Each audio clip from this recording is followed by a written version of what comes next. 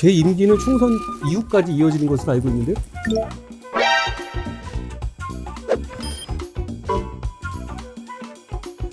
평가는 제가 하지 않겠고요. 그 과정에 대해서는 제가 사퇴 요구를 거절했기 때문에 구체적인 내용에 대해서는 말씀드리지 않겠습니다. 제 거친 언행이 여러모로 불편함을 드린 적이 있었습니다.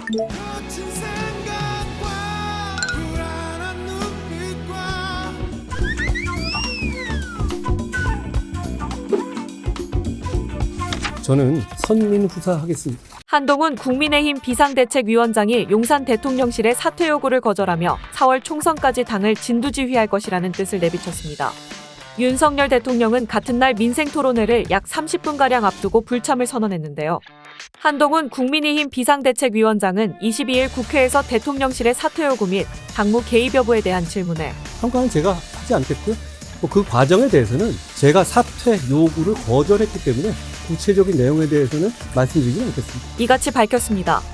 앞서 이관섭 대통령 비서실장이 전날 한 위원장을 만나 사퇴 요구를 전달했다는 보도가 나온 가운데 한 위원장 스스로 이러한 요구가 사실임을 확인하면서 사퇴 요구를 다시 한번 공개적으로 일축한 것인데요. 이날 한 위원장은 당정 간 신뢰가 깨진 것 아니냐는 물음에 여러 가지 시각이 있겠습니다만 당은 당의 일을 한 것이고 정은 정의 일을 하는 것이 국민을 위한 정치를 한 길입니다. 이라고 답했습니다. 김건희 여사 리스크가 당정 갈등 요인으로 거론되는데 입장에 변화가 있느냐는 물음에 그는 제 입장은 처음부터 한 번도 변한 적이 없습니다. 라고 단언했는데요. 그러면 총선 때까지 비대위원장으로서 제 역할 완수하겠다라는 제 임기는 총선 이후까지 이어지는 것으로 알고 있는데요. 한편 대통령실은 민생토론회 개최 30여 분 전 이날 윤 대통령의 공개 일정이 없다고 공지했죠. 대통령실 관계자는 불참 사유에 관해 윤 대통령이 감기 기운이 있어 사람 많은 곳에 가기가 어려워 불참하기로 했다고 설명했습니다. 그러나 대통령실 안팎에서는 윤 대통령의 갑작스러운 불참 결정 배경을 두고 윤 대통령과 한 위원장 간 정면 충돌 여파에 따른 것이 아니냐는 해석도 있는데요. 한 위원장과 대통령실의 갈등 원인으로 공천과 김건희 여사 리스크 등 복잡한 정치적 현안 등이 꼽히고 있는 상황이죠.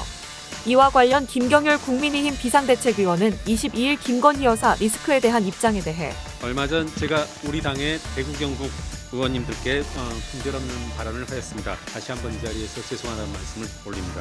제 거친 언행이 여러모로 불편함을 드린 적이 있었습니다. 좀 더 정제된 모습을 보여드리도록 노력하고 지금까지처럼 민심을 받드는 것 그리고 총선 승리하는 것에만 매진토록 하겠습니다. 비상대책위에서 공개적으로 사과하면서도 이후 기자들과 만나 계속 같은 생각이라고 표명했습니다. 총선을 앞두고 대통령실과 한 위원장이 정면 충돌하면서 공천과 경선을 포함한 향후 여당의 선거 전국의 대혼란이 불가피할 것으로 예상됩니다.